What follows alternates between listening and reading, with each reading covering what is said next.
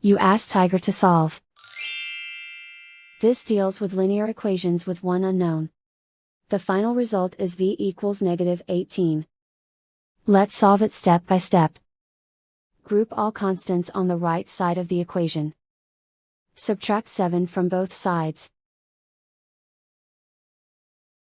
Group like terms. Simplify the arithmetic.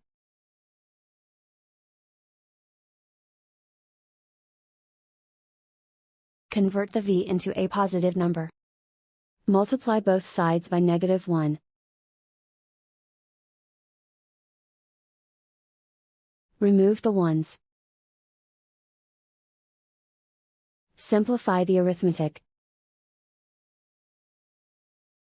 And so the final result is v equals -18.